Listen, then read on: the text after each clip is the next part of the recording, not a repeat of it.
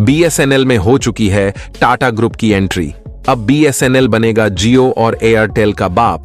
BSNL ने उठाया बड़ा कदम, हिल गया पूरा टेलीकॉम सेक्टर। 140 करोड़ भारतवासियों को फ्री में इंटरनेट देने की हुई बड़ी प्लानिंग। अब इंटरनेट डेटा का बदला जाएगा पूरा नक्शा। दोस्तों, जिस तरह से प्राइवेट टेलीकॉम कंपनियां, वो चाहे एयरटेल हो या जियो हो या फिर वोडाफोन आइडिया ही क्यों ना हो, अपनी मनमानी करोड़ों भारतवासियों पर चला रही है। ये सभी कंपनियां जब चाहे इंटरनेट का दाम बढ़ा देती हैं, जिसकी वजह से आम जनता पूरी तरह से टूट चुकी है। अब यहां पर सबसे बड़ा सवाल यह है कि क्या भारत का बीएसएनएल जियो और एयरटेल की छुट्टी कर पाएगा? क्या बीएसएनएल बन सकता है भारत के इंटरनेट दुनिया का बादशाह? क्या बीएसएनएल एयरटेल जियो का मार्केट खा सकता है? आज की इस वीडियो में समझेंगे कि किस तरीके से टेलीकॉम कंपनियां लंबा पैसा खींचने के फिराक में हैं सभी मोबाइल यूजर से, और कैसे बीएसएनएल हमें इस परेशानी से उभार सकता है और देश के लिए बड़े पैमाने पर रिसोर्सेस और रेवेन्यू जनरेट कर सकता है। जानेंगे आज की इस वीडियो में। लेकिन वीडियो में आगे बढ़ने से पहले आप इस वीडियो को एक लाइक कर दीजिए और कमेंट में बताइए कि आप अपने फोन में कौन सी कंपनी का सिम यूज करते हैं। दोस्तों, बीएसएनएल ने मौके का फायदा उठाते हुए जिस तरीके की जबरदस्त एंट्री मार्केट में मारी है, उसने जियो, एयरटेल और वीआई, इन तीनों टेलीकम्युनिकेशन कंपनियों की नींद उड़ाकर रख दी है। क्योंकि जब से एयरटेल, जियो और वीआई ने अपने रिचार्ज के प्लान को महंगा किया है, तब से एक बहुत बड़ी संख्या में लोगों ने अपनी सिम को बीएसएनएल में पोर्ट करना शुरू कर दिया है। और हाल ही में यह खबर चर्चा में बनी हुई है कि बीएसएनएल कुछ ऐसे प्लान की तैयारी कर चुका है जिससे एयरटेल, जियो और वीआई जैसी टेलीकम्युनिकेशन छुट्टी की होने वाली है। यानी कि इन तीनों टेली कंपनियों का अचानक से अपने प्रीपेड और पोस्टपेड टैरिफ प्लान इतना ज्यादा महंगा करना इन पर कितना भारी पड़ सकता है, इन टेली कम्युनिकेशन कंपनियों ने सोचा भी नहीं था। क्योंकि एक तरफ जहां भारत की गरीब जनता पहले ही महंगाई की मार झेल रही है, वहीं जिस इंटरनेट पर दुनिया पूरी तरह से निर्भर हो चुकी है, उसके रिचार्ज को अचानक से महंगा कर देना आम जनता को परेशान कर चुका है। और वह भी महंगाई थोड़ी बहुत नहीं, बल्कि ऐसी महंगाई जिसने इंटरनेट यूजर को हिलाकर रख दिया है। आखिर बीएसएनएल कौन सी रणनीति अपनाकर इन तीनों टेली कम्युनिकेशन को औकात दिखाने जा रहा है, इस वीडियो में समझते हैं। दरअसल दोस्तों, कुछ समय पहले एक खबर निकल कर आई थी कि भारत की प्रमुख टेलीकॉम कंपनियां एयरटेल, जियो, वीआई, जो अपना अच्छा खासा फीस लेते थे, जो टैरिफ लेते थे, उसे बढ़ा दिया है। मतलब डाटा महंगा हो गया है, यानी कि 10% से 27% तक की वृद्धि। जरा सोचिए, जो रिचार्ज 100 रुपए का मिल रहा था, अब वह 127 का मिल सकता है। अब सवाल उठता है कि आखिर इन कंपनियों ने अचानक अपनी प्राइस क्यों बढ़ा दी? इसके पीछे की असल वजह क्या है? तो आपको बता दे कि हाल ही में जो 5G स्पेक्ट्र का ऑप्शन हुआ था, यानी कि भारत सरकार ने जो नीलामी की थी 5G की, उसमें इन कंपनियों ने पार्टिसिपेट किया था और 1.5 लाख करोड़ का इन्होंने इन्वेस्टमेंट किया है।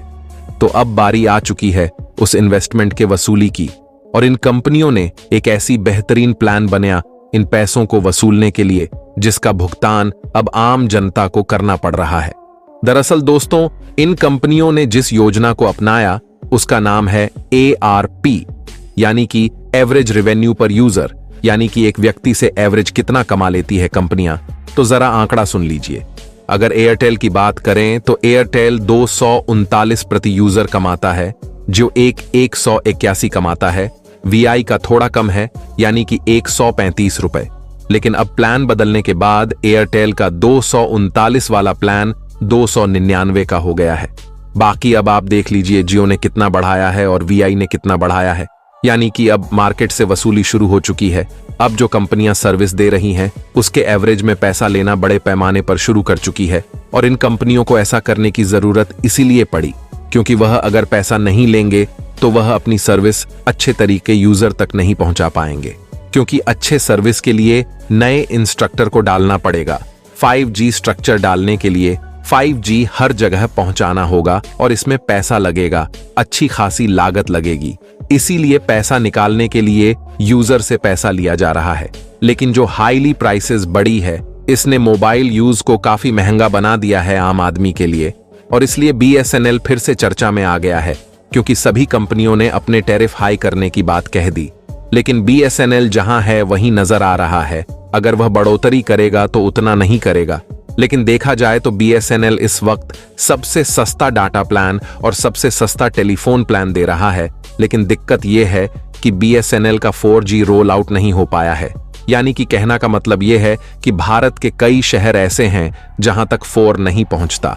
लेकिन एक खासियत बीएसएनएल के पास है, वह यह है कि इसका रोलर बैकग्राउंड बहुत स्ट्रांग है। जो हमारे देहाती इलाके हैं, ग्रामीण इलाके हैं, वहां पर बीएसएनएल ही चलता है। वहां पर जियो एयरटेल नहीं पहुंच पाया अभी तक। ऐसी स्थिति में अगर बीएसएनएल सीरियसली चाहे तो बीएसएनएल इस वक्त सबसे बड़ी टेलीकॉम कंपनी बन सकती है। अगर टाटा ग्रुप सही तरीके से टैरिफ फॉर्म लाए, सही तरीके से बदलाव लाए, तो बीएसएनएल तुरंत अंबानी को, भारतीय एयरटेल वालों को, सबको हरा सकता है। लेकिन दिक्कत यह है कि क्या बीएसएनएल को रिवाइव करने की कोशिश की जाएगी, और बीएसएनएल डूबा भी तो क्यों डूबा, आइए समझते हैं। दोस्तों, बीएसएनएल सबसे पहले शुरू होने वाले टेलीकॉम कम्युनिकेशन में से एक है। यह 1 अक्टूबर 2009 में लॉन्च हुआ था।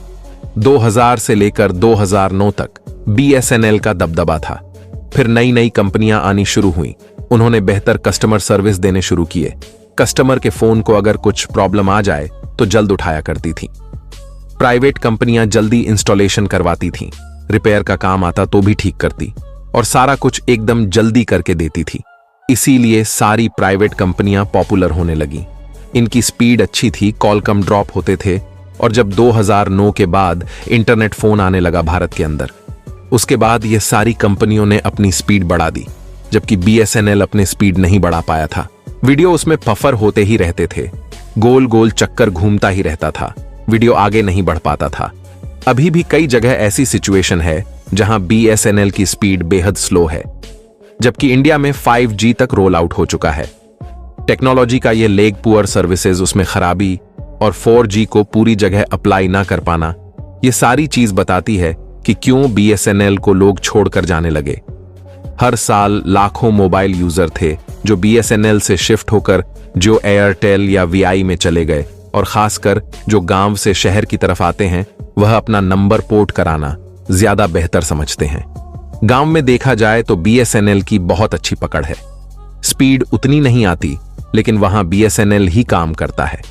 ऐसे कई इलाके अब बीएसएनएल ने प्लान किया है कि सन 2024 के अंत तक टाटा ग्रुप के साथ मिलकर सभी यूजर्स तक 4G स्पीड पहुंचा देगा, और 2025 तक वो 5G पहुंचने की कोशिश करेगा। अगर ऐसा होता है और इसमें खड़ा उतरता है बीएसएनएल, तो डेफिनेटली लोग बीएसएनएल की तरफ शिफ्ट हो सकते हैं।